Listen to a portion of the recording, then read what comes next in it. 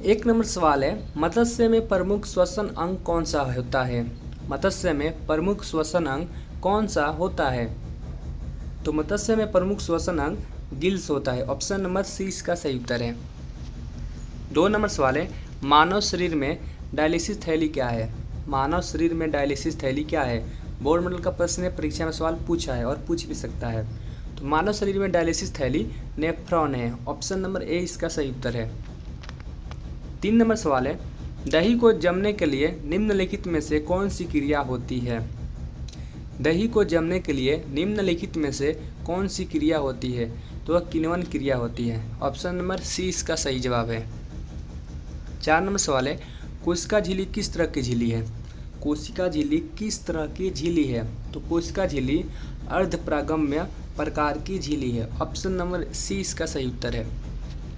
5 number सवाल है, प्रकाश संश्लेषण से क्या मिलता है? तो प्रकाश संश्लेषण से ग्लूकोज की प्राप्ति होती है। ऑप्शन नंबर सी इसका सही उत्तर है।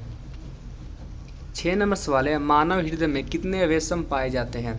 तो मानव हृदय में 4 अवयव पाए जाते हैं। ऑप्शन नंबर सी इसका सही जवाब है। 7 नंबर सवाल है, मैग्नीशियम पाया जाता है। बोर्ड मॉडल का प्रश्न है, सवाल परीक्षा में सवाल पूछा है। तो मैग्नीशियम क्लोरोफिल में पाया जाता है। ऑप्शन नंबर सी ए इसका सही उत्तर है। ऑप्शन ए इसका सही उत्तर है। 8 नंबर सवाल है, सभी जीवों के लिए कौन सी क्रिया अनिवार्य है? तो सभी जीवों के लिए इनमें से श्वसन अनिवार्य है। ऑप्शन नंबर सी इसका सही जवाब है। अगला प्रश्न है 9 नंबर, मानव के रक्त के अंदर उपस्थित यूरिया का सामान्यतः मात्रा होता है। मानव रक्त के अंदर उपस्थित यूरिया का सामान्यतः मात्रा होता है तो 20 मिलीग्राम होता है। ऑप्शन नंबर 20 का सही जवाब है। 10 नंबर सवाल है, पौधे के किस भाग में वाष्पोत्सर्जन की क्रिया होती है? पौधे के किस भाग में वाष्पोत्सर्जन की क्रिया होती है? तो पौधे के पत्ता में वाष्पोत्सर्जन की क्रिया होता है। ऑप्शन नंबर सी इसका सही उत्तर है। 11 नंबर सवाल है, अमीबा का मुख्य भोजन है। तो अमीबा का मुख्य भोजन इनमें से सभी है। शैवाल के टुकड़े, डायटम एवं एक कोशिकीय जीव, बैक्टीरिया, यानी इनमें से सभी अमीबा के मुख्य भोजन है।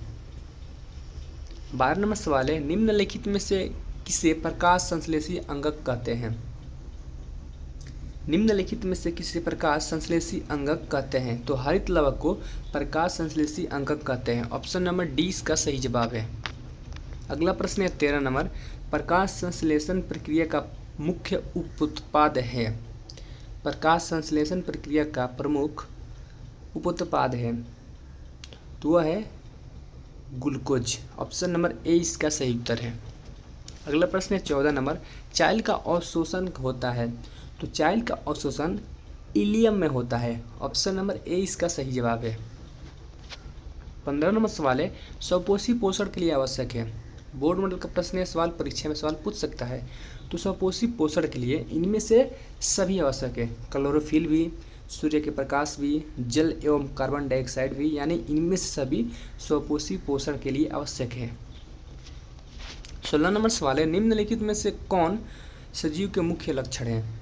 तो सजीव के मुख्य लक्षण है श्वसन। ऑप्शन नंबर 20 का सही उत्तर है।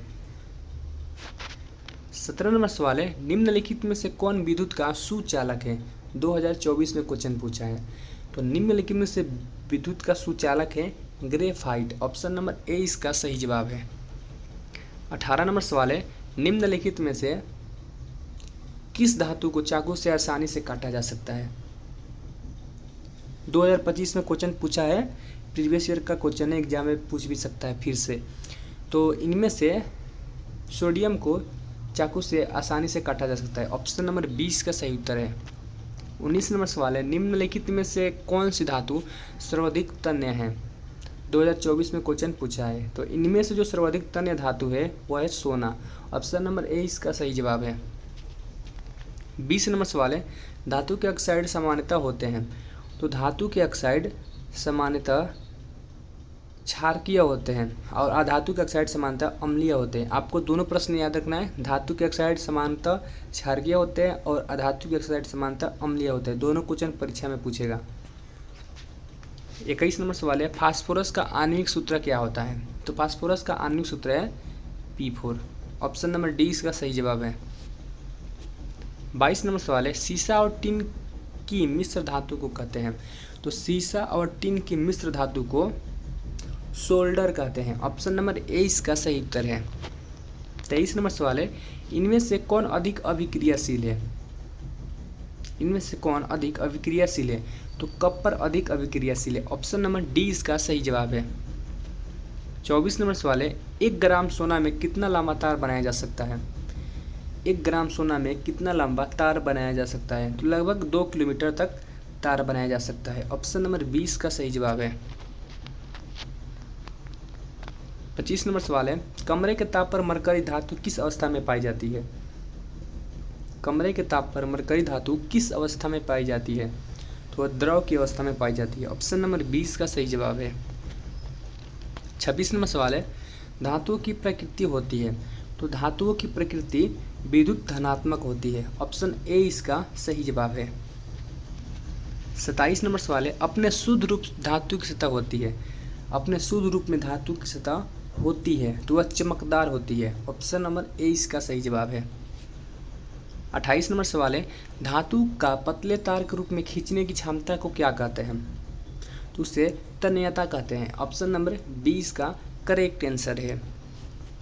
29 नंबर सवाल है, इनमें से कौन अधातु होते हुए भी चमकीला होता है? इनमें से कौन अधातु होते हुए भी चमकीला होता है? तो आयोडीन अधातु होते हुए भी चमकता है। ऑप्शन नंबर सी इसका सही जवाब है। 30 नंबर सवाल है, सबसे कठोर प्राकृतिक पदार्थ इनमें से कौन है? तो सबसे कठोर प्राकृतिक पदार्थ इनमें से हीरा है। ऑप्शन नंबर 20 का सही जवाब है।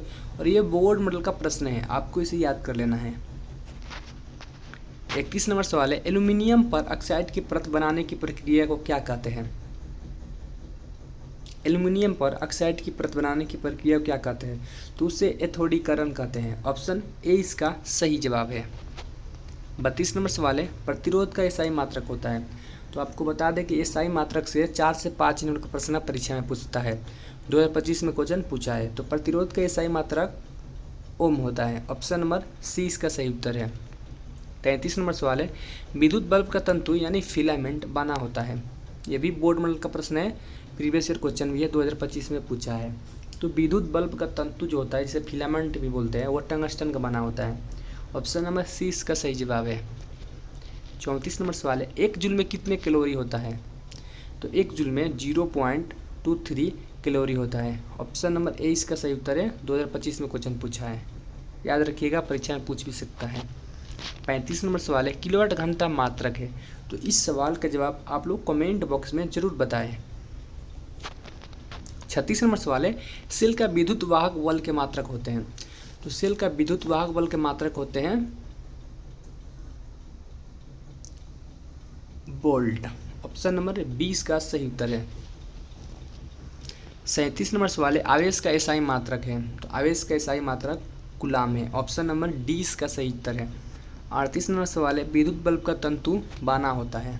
तो विद्युत बल्ब का तंतु अभी मैंने बताया टंगस्टन का बना होता है। ऑप्शन नंबर 20 का सही उत्तर है। 39 नंबर सवाल है, बैटरी में कौन सी धारा होती है? तो बैटरी में डीसी धारा होती है। ऑप्शन नंबर 20 का सही उत्तर है। 40 नंबर सवाल है, आमीटर को जोड़ा जाता है? तो आमीटर को श्रेणी क्रम में जोड़ा जाता है। ऑप्शन नंबर ए इसका सही उत्तर है। अगर आप चैनल पर पहली बार आए, चैनल को सब्सक्राइब कर ले, वीडियो को लाइक करें और शेयर करें ताकि दूसरे विद्यार्थियों को भी हेल्प सकें। मिलते हैं एक और नई वीडियो के साथ और एक अच्छे टॉपिक के साथ। तब तक के लिए जय हिंद, वंदे मातरम।